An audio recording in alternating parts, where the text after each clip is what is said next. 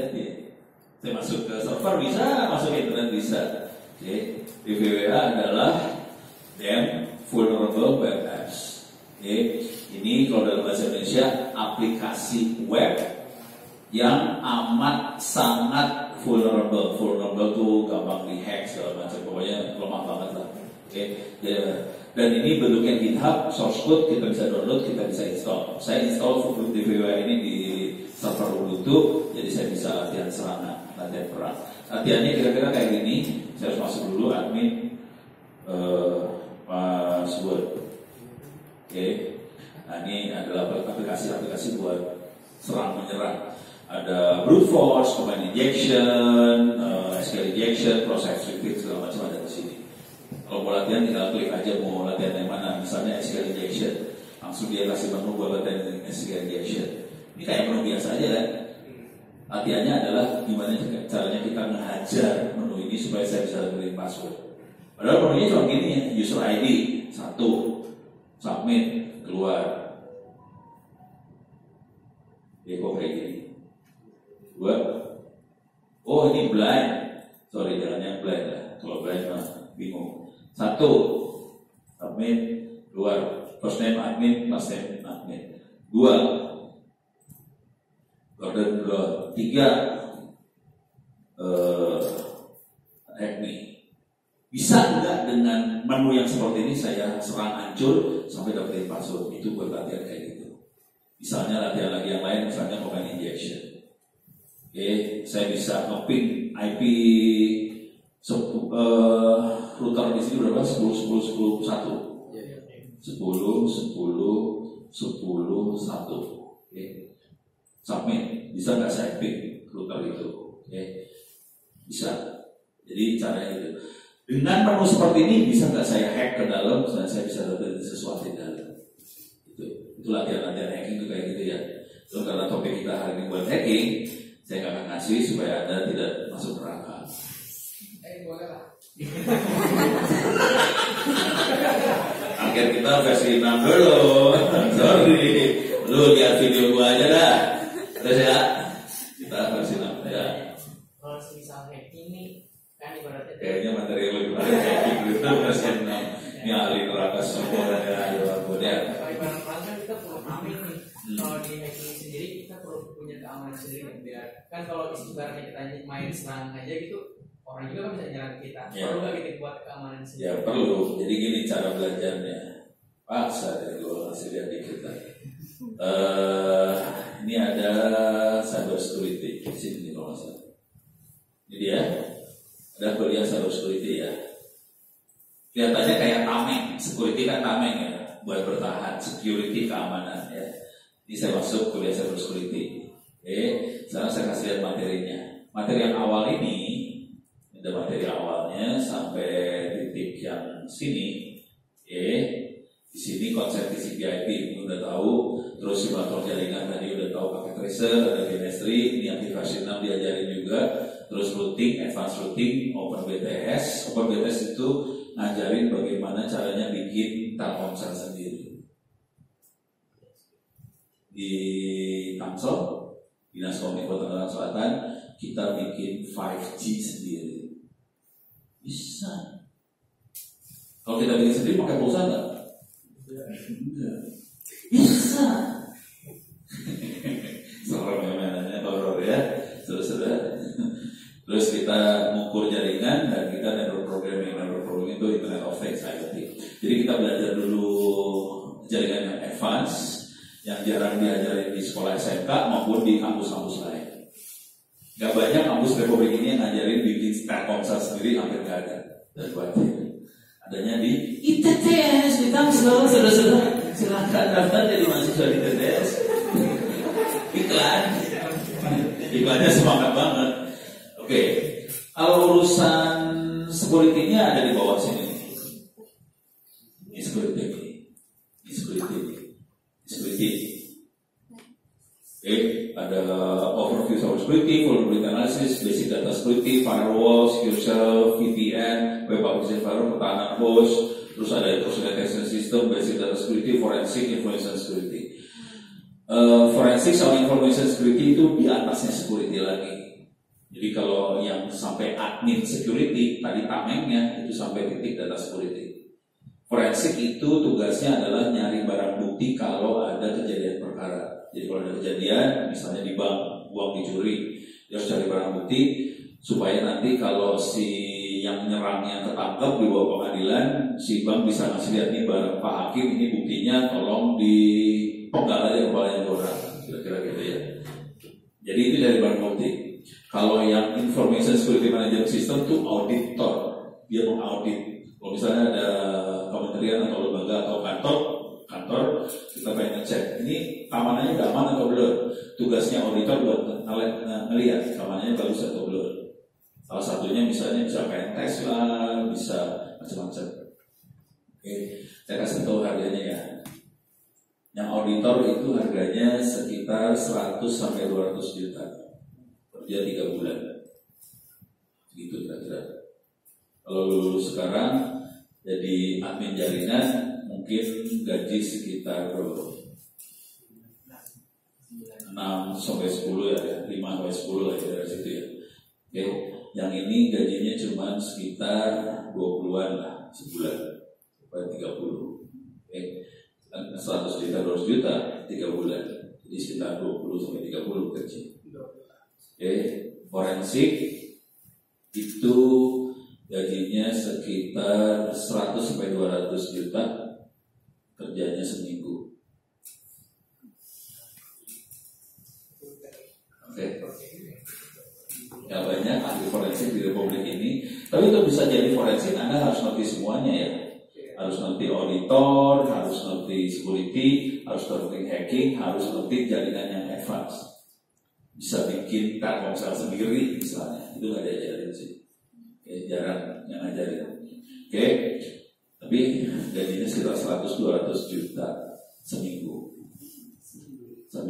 Minta maaf, seminggu. Saya bukan forensik, saya belum sampai situ levelnya. Untuk jadi seorang forensik harus jago, harus disiplin, harus sabar, terus matanya harus, pokoknya instingnya harus kuat.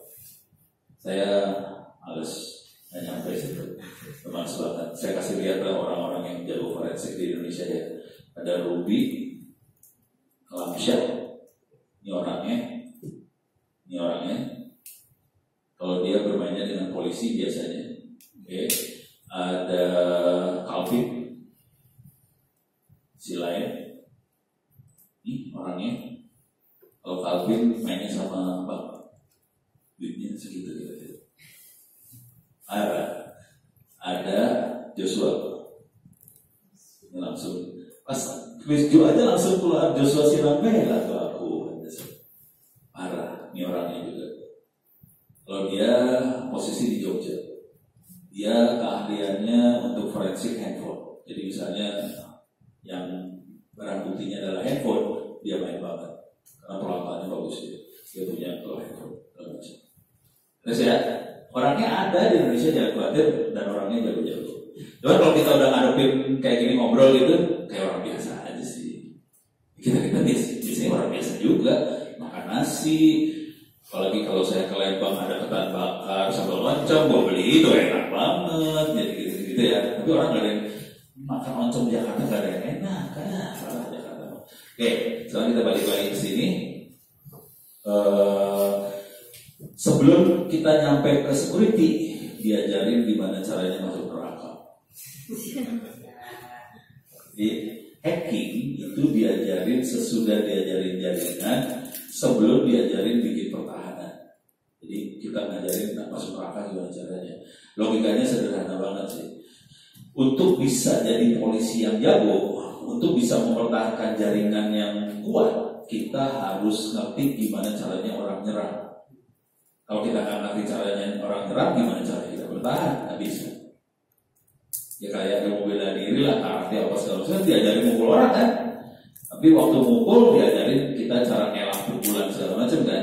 Nah yang seru adalah untuk nyerang atau untuk mukul kita cukup ngerti satu teknik mukul, kita bisa mukul. Tapi untuk bertahan kita harus tahu semua teknik pukulan, ya kan? Nggak mungkin kita tahu satu teknik pukulan terus kita bertahan, nggak bisa. Orang yang nyerang kan bisa pakai macam-macam teknik kan, ya kita harus belajar semua teknik serangan baru kita bisa bikin teknik pertahanan. Itu yang susah. Terus ya, wajib belajar attack, semua jenis attack harus belajarin, jangan sampai kepleset masuk neraka. Udah itu baru belajar bertahan. Terus ya, gampang nanyanya, prakteknya mampus bro. Gue bagi teman belajar langsung ada teler. Nggak banyak sih guru yang ngajarin gini ya. Gurunya di sekolah ngajarin kayak gini kagak? Ada aja. Ilmu ini ilmu dunia hitam, biasanya belajarnya di bawah tanah. Gitu. Gurunya jarang ngajarin kayak gini. Karena gurunya ahli surga semua. Dia tidak tahu neraka itu seperti apa. Dah beres ya. Sekarang kita balik lagi ke sini. Oke, mana tadi? Ini ya. Kita udah bisa masuk ke sini. Perhatikan, saya masih pakai IP versi 4.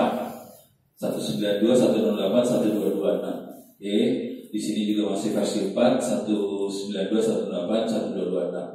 Sekarang saya aktifin versi 6 langsung.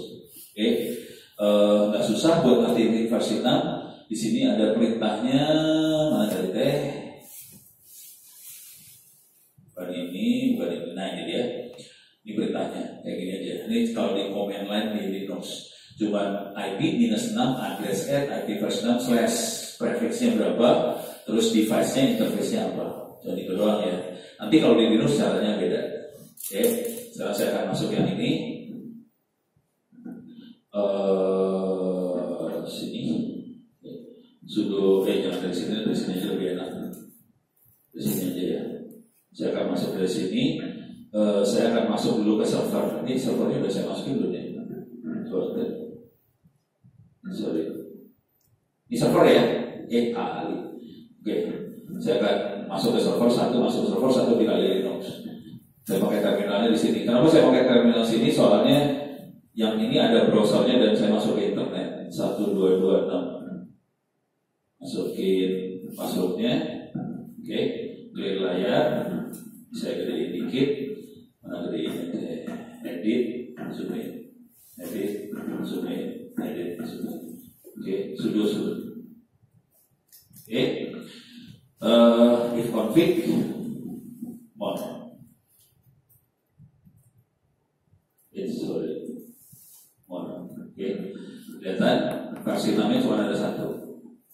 Versi 4-nya 1. Pertanyaannya, untuk versi 4 bisa nggak saya bikin beberapa IP versi 4 di satu interface tanpa virtual?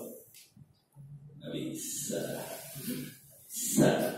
Kalau bikin interface virtual baru bisa bikin IP versi 4 lagi ya. Jadi satu interface satu IP ya. Hanya ada virtual. Itu gobloknya versi 4. Gue kasih versi 6. Gue bikin IP ya. IP -6 address at keluarga IP versi 6 itu 2 depannya ya, yang mulai diaktifkan. Nanti kalau udah 2 habis 3, 4 dan seterusnya. Tapi 2 aja belum bisa sekarang ya. 2001.2.21 misalnya ya, servernya 2001.21/64, device-nya EMP0 S3. Oke. Coba gua list lagi. Masuk nih kan? Masuk ya. Grafis line-nya 64, scope-nya global. Oke. Yang ini scope-nya link. Terus ya. Yang ini global langsung. Global artinya apa? Dia bisa, kalau routingnya benar, dia bisa sampai ke internet beneran. Cuman sayang karena di sini nggak ada versi 6-nya, dia nggak bisa ke internet beneran. Routingnya harus benerin dulu soalnya. Terus ya. Setelah saya akan gini, saya tambahin. Oke. Saya bikin misalnya 2000/123. Dia jangan 2123 345 2345 gitu ya, 01. Oke, coba kita lihat. Masuk ya. Masuk. Nggak puas? Ngapain lagi? Emang gue pikirin. Misalnya saya bikin orang Cina suka sama angka 8 ya, 8888 gitu ya. Suka-suka gue bikin IP ya. Udah. Kita lihat lagi, tuh masuk. Satu interface ID-nya banyak, suka-suka orang. Biasanya, tapi nanti masalah routingnya sebenarnya supaya dia jalan benar. Nah, gitu. Sekarang kita akan bikin di ini kan di server nih. Ini server, posisinya server ya. Saya pindahin ke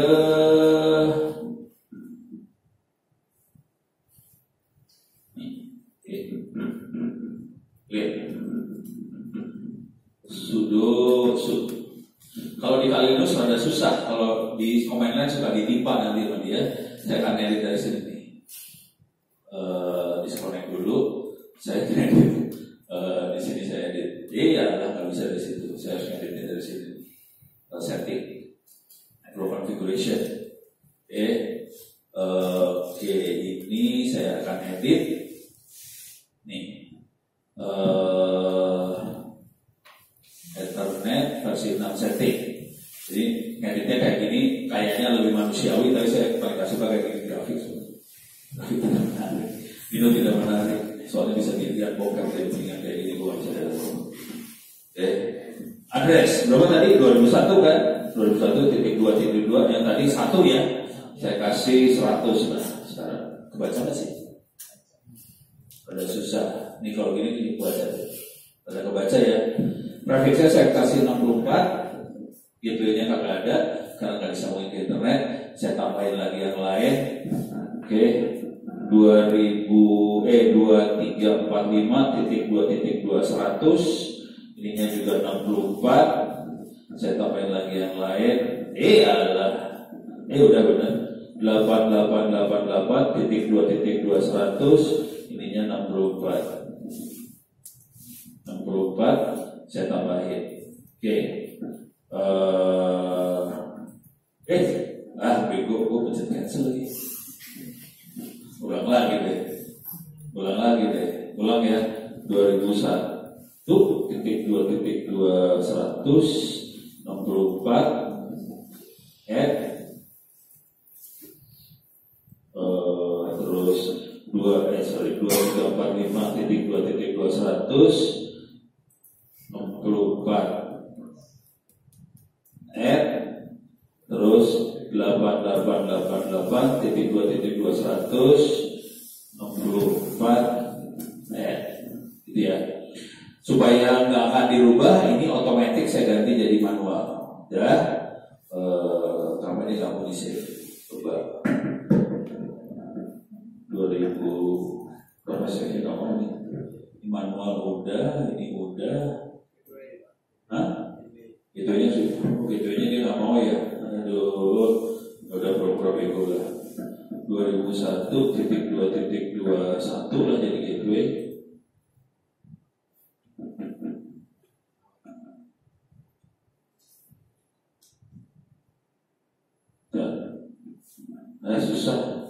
Susah udah pakai aja ya. Pusing gua. Nyerah. Oke, ini parah banget. Pakai aja paling gampang. Ini kenapa nggak mau? Ini di cancel aja lah udah. Coba sedosu kali layar di config more. Oke. Dia dapat IP 192.8 ini. IP address IP -6 address at 2001.2.2.100/64 device ETH0. Oke. Satu lagi apa tadi? 234 ya. 2345 ini sama satu lagi 8888. Oke. Coba kita lihat sekarang di config. Ini kita punya IP versi 6 yang sama, cuman yang tadi kan 1, ini 100. Saya sengaja kasih .2.2 soalnya saya nggak mau nulis banyak banget. Jadi jangan lupa aja 0 semuanya, ujung sama ujung aja ada nomornya. Sekarang kalau kita ping, ini baru diaktifin kan? Bukan soal buat saya. Bismillahirrahmanirrahim 2001.2.21 ping, Bismillahirrahmanirrahim, enter, nyambung. Oke. 234, 2345, enter, nyambung. 8888, enter, nyambung langsung. Sekarang supaya seru,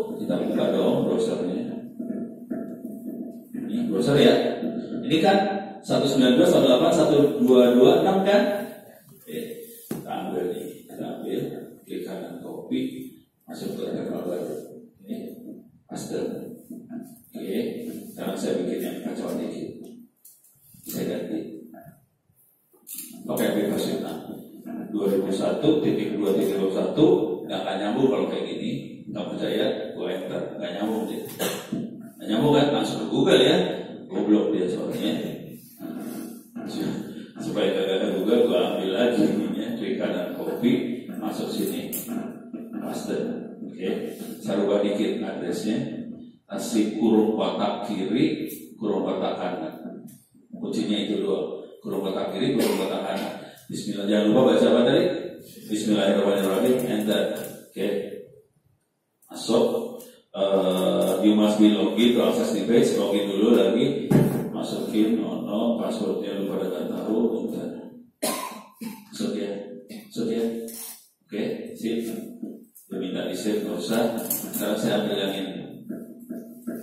Di kanan copy, masuk sini. Bukan. Oke, saya ganti lagi ini. Kurung ini 2345.2.21 kurung tutup. Bismillahirrahmanirrahim. Enter. Masuk. Admin. Password. Masuk. Udah. Segampang itu aplikasi. Jadi aplikasi yang sudah kita buat langsung jalan sih, nggak masalah, langsung hidup, langsung bisa diakses. Cuma ganti IP address doang, nambahin. Pertanyaannya nih, aplikasi sifatnya masih jalan nggak? Masih jalan, coba kita lihat, masih jalan nggak? Klik ini, saya reload trash, ada banyak sekali email dari Pak Jokowi. Terus saya lihat send, nggak ada, kosong nih. Tapi jalan, kita masuk ke sini, coba kita klik sembarangan. Ini jalan, ini jalan semua. Versi 4 jalan, versi 6 jalan, no problem. Apa kan? Soalnya versi 6 susah, gampang banget. Lu aja pada kalau nggak pernah baca Iqra, udah buat. Oke, beres ya. Jadi kalau mainan kayak gini dicoba sih. Jangan cuma teori, baca, coba. Oke, sekarang kita bikin tingkat kesulitan, kita tambahin ya. Oke, sekarang saya akan bikin susah, beneran susah. Ini ada, ini ada Linux lagi, mikrotik. Berapa orang yang ini ajarannya Cisco, soalnya orang kaya. Berapa orang yang bisa mikrotik? Enggak ada, serius itu. CCND. Oh, ada 2 orang. 1 orang doang. Ya, lu pada belajar sama dia ya. Soalnya ini lebih menguntungkan. Soalnya banyak yang butuh mikrotik satu republik ini. Republik ini bukan republik orang kaya, republik orang miskin, kere, nggak punya duit, belinya mikrotik. Mikrotik harganya berapa tau nggak?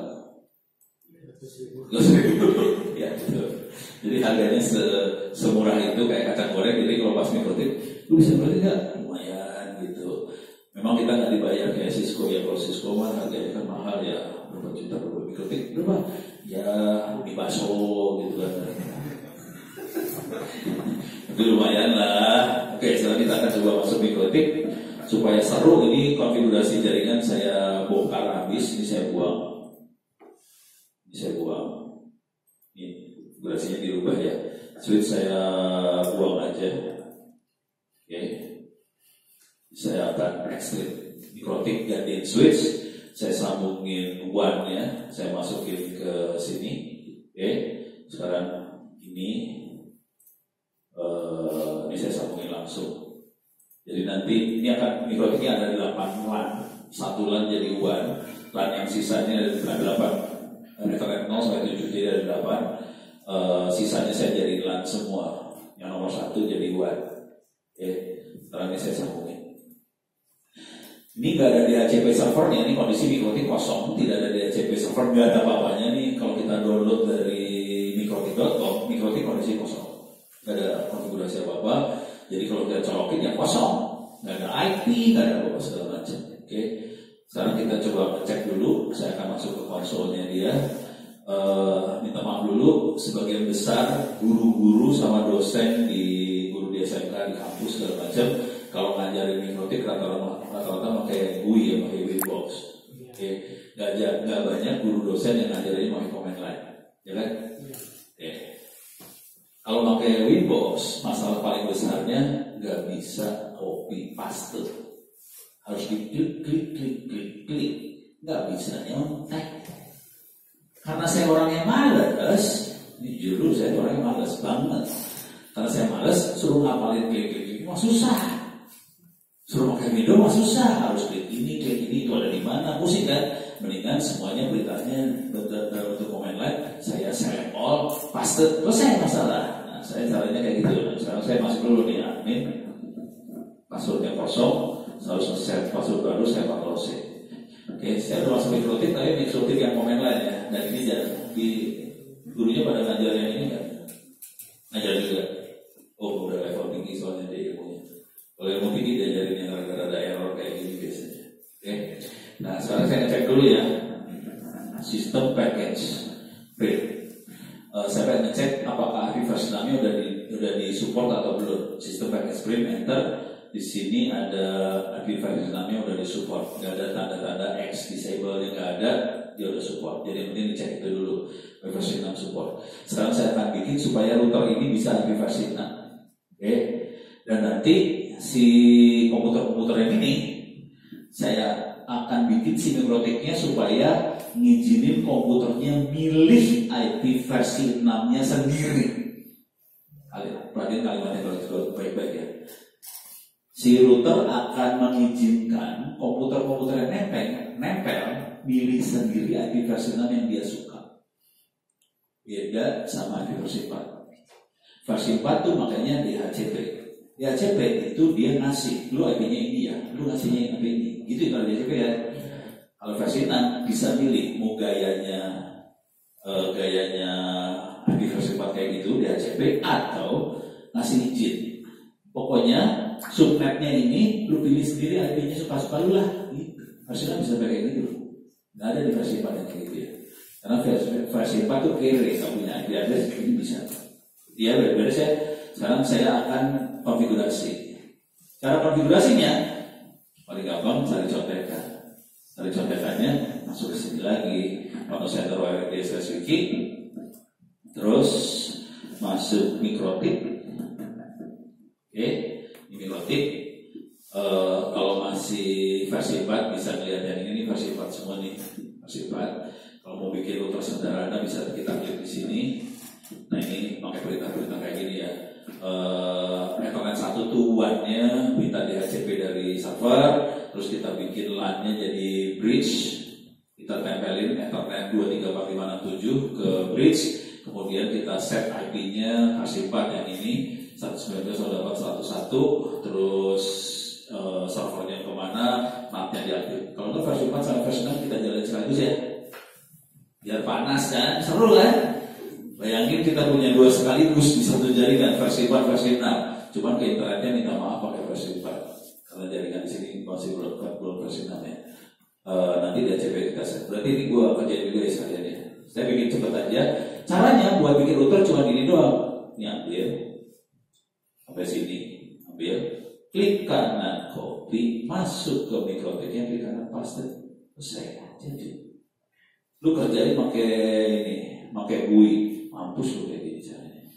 Oke, sekarang saya akan bikin DHCP server setupnya supaya komputer-komputer bisa dapat IP otomatis. Cuma gini doang, klik kanan copy, paste, enter. Saya gedein dulu lah biar ada enak hidupnya ya.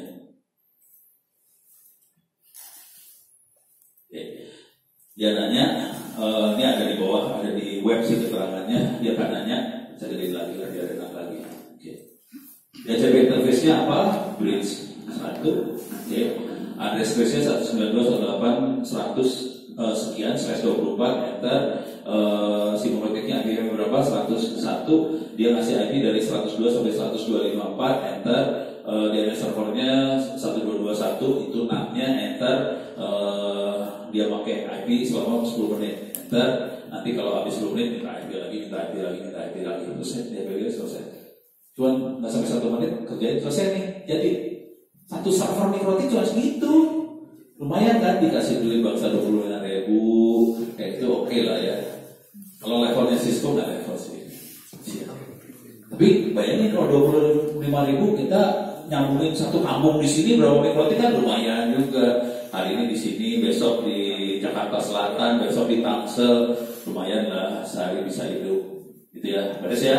Sekarang kita akan coba masuk yang parah. Sampai sini dulu saya coba cek dapat IP kagak. Nih kita coba lihat dapat IP apa enggak. Oke, ini dikali Linux, if config. Belum dapat IP, saya akan minta IP. Cara minta IP-nya DHCP client DH0. Dia minta IP ke server. Oke.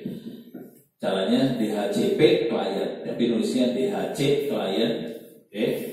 Sekarang saya if config, dia dapat IP 192.168.102.53. Tadi kan 192.168.100 sekian. Saya dapatnya 253. Sekarang saya pengen cek servernya dapat IP-nya berapa. Sorry, bukan. Ini ya. Sudosu.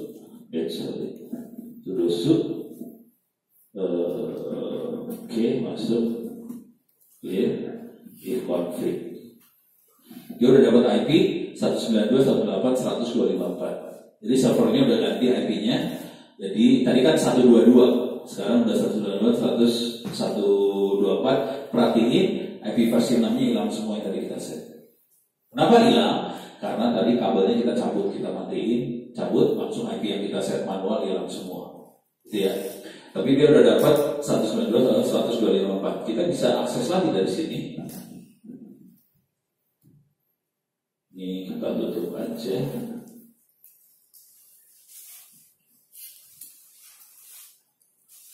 Oke, di server ini nggak bisa kita enter segala macam karena IP-nya udah berubah. Ini kita matiin aja. Saya lagi ngebersihin aja biar memori saya bisa dari. Oke, sekarang saya akan masuk lagi ke sini. Ini udah ganti IP. Ini nggak bisa diakses kan kalau kita reload, nggak bisa karena udah ganti IP. Saya ganti jadi 100.254 gitu ya. Salah tuh ada namanya. Enter. Harus login dulu. Password masuk. Oke. Kita masuk yang ini lagi.